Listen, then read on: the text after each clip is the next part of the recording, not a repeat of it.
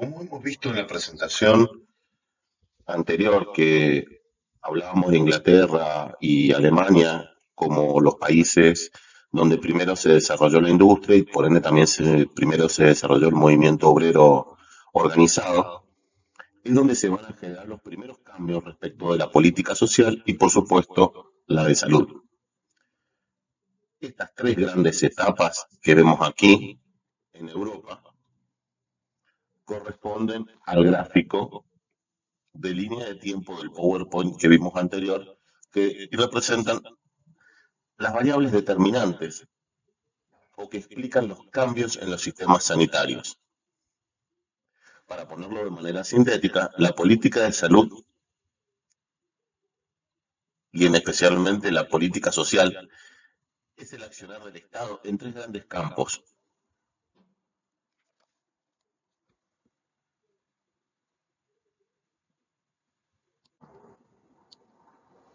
Estos son los tres grandes campos de la política social. La seguridad social,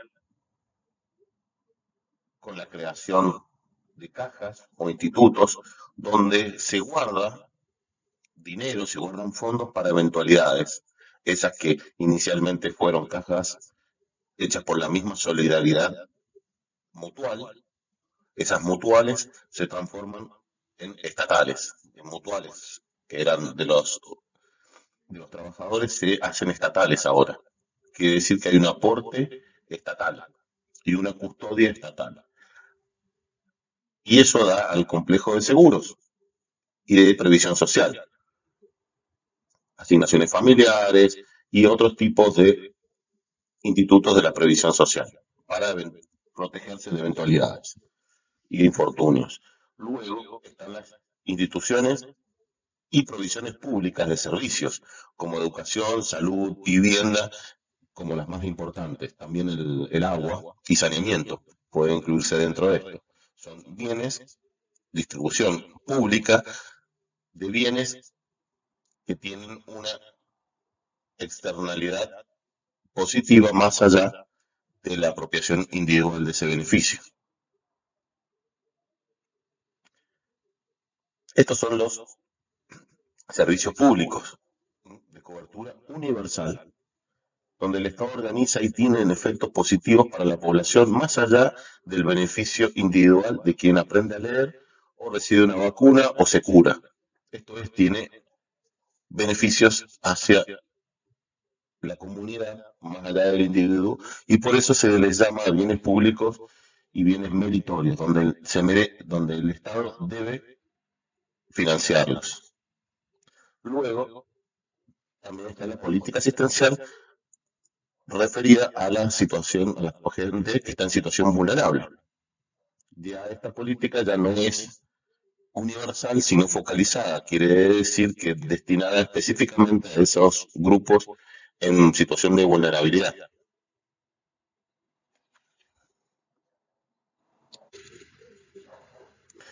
Este cuadro es una síntesis muy apretada que resume la cronología de la política social como la conocemos desde gran parte desde la Edad Media hasta el presente. ¿Qué tenemos en la Edad Media? Son sociedades sin lo social. ¿Qué significa esto? Que no existían instituciones públicas como las conocemos hoy. No había Estado, no había ciudadanía, no había derechos, no había escuelas. Quiere decir que la mayor parte de la población era analfabeta, no había instituciones de salud, no existía lo público. A diferencia de lo que consideramos ahora, ser pobre era bien visto. Era una visión religiosa de la pobreza que la Iglesia Católica y no la protestante luego tenía. Es decir, el cielo estaba destinado para los pobres. Por lo tanto, el ideal de vida era ser pobre. Y prácticamente todos eran pobres. La institución para mitigar esa pobreza era la caridad. Pero en tanto un alivio respecto de la persona, o para la persona que la daba. No significaba un cambio de vida para las personas que estaban recibiéndola. La pobreza era lo normal. Era normal, es decir, no me refiero a que sea común, sino que era lo normal y aceptable ser pobre. La idea de una sociedad sin pobres era impensable, más bien era una herejía. Con la Revolución Francesa surge la ciudadanía y los derechos y los deberes de ciudadanos. Y asociando esto concomitantemente con lo que hemos visto de resultados de la revolución industrial, la significación de social y esa positividad que tenía ante la pobreza ya no es más, ya empieza a tener una connotación más bien negativa. Quiere decir que hay malos y buenos pobres. Malos los pobres es el pobre que pudiendo trabajar no lo hace, el vago, digamos. Y los buenos son los que son objeto de la beneficencia y la filantropía, ya no tanto la caridad como instituciones de ayuda. Y para los malos que había, y castigo y corrección, encierros, conscripción en el ejército y los trabajos forzados, para que aprendiera a trabajar por los malos. La pobreza es una cuestión de preocupación y necesidad social ahora, para que los trabajadores no sean pobres, entonces para que puedan seguir siendo productivos. La pobreza no es algo positivo, porque se piensa que a menor pobreza, mayor producción, y eso hace que el estándar de las sociedades sean cada vez mejores. Para no ser repetitivo con lo que queda del resto, es algo que ya hemos visto en los anteriores cronologías respecto de lo que siguen los estados. ¿Sí? A partir de los años 30, la consolidación de las cajas de previsión social, ese estado donde el factor de inclusión es ser trabajador, luego pasa a ser un estado de bienestar o welfare state, pasa a ser centrado en el ciudadano, y luego a fines de los 80 ya empieza a decaer. Lo que quiere quedar en claro en este gráfico es esta evolución de derechos civiles, derechos políticos a derechos sociales, donde la salud va cambiando también esa configuración de una asistencia para la persona que está en situación de pobreza o una situación de indigencia o una situación solamente que no puede recurrir a otros medios, a un derecho en tanto trabajador como parte de la maquinaria social que mantiene a una sociedad, pero luego como derecho por ser ciudadano y por pagar impuestos.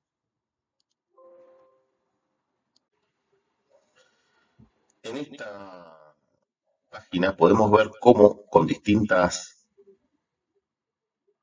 hechos, distintas acciones, distintos hitos históricos, en el caso de Inglaterra va cambiándose esa visión respecto de la asistencia y de la política social.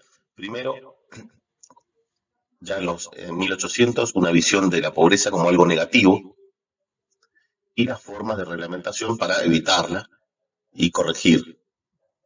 Luego vemos la institucionalización de los derechos de los trabajadores, el reconocimiento de esos derechos, y luego la visión del Estado respecto de su obligatoriedad de mantener y de hacer cumplir ciertos derechos de los ciudadanos para que sean incluidos como ciudadanos.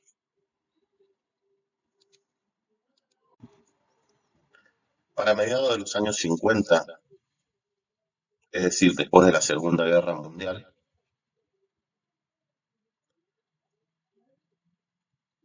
ocurre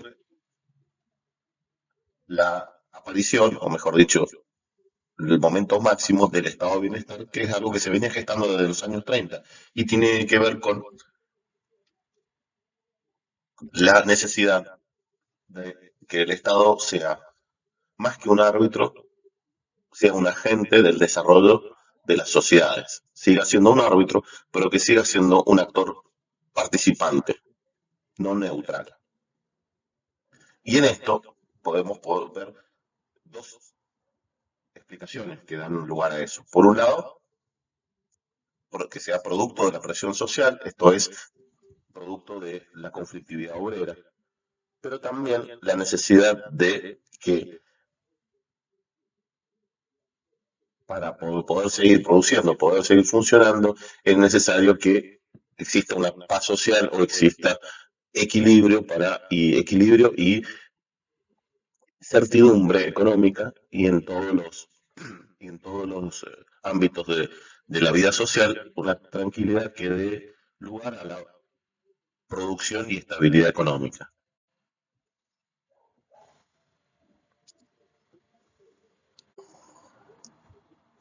Este gráfico está tomado de el autor noruego que se llama Espin Andersen, su libro que se refiere a la tríada del bienestar.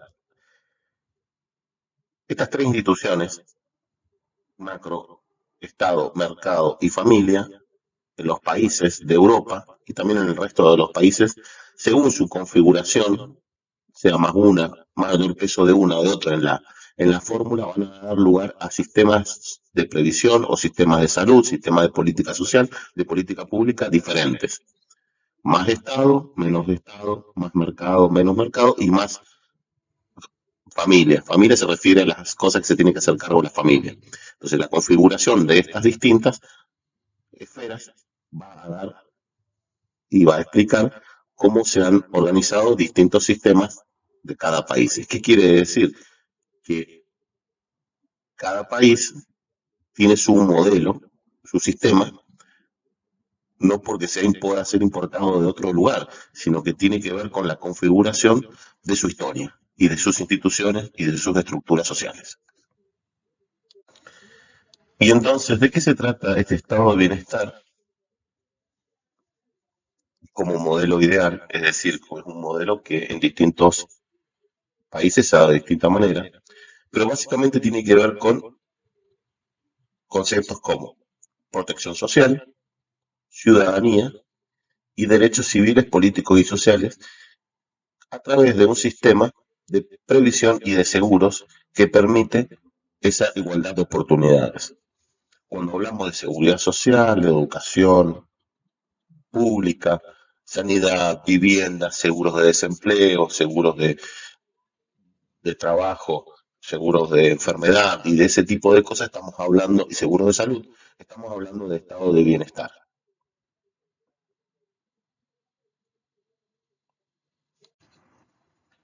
Al estar basado en el concepto de ciudadanía, el estado de bienestar lo que plantea es la igualdad de derechos y la igualdad en el acceso. Pero a su vez, que todas las personas deban tener una igualdad en el acceso, nos introduce el concepto de equidad para corregir las situaciones en donde esta igualdad no puede ser de manera automática prevista. Y para esto existen los mecanismos de aseguramiento.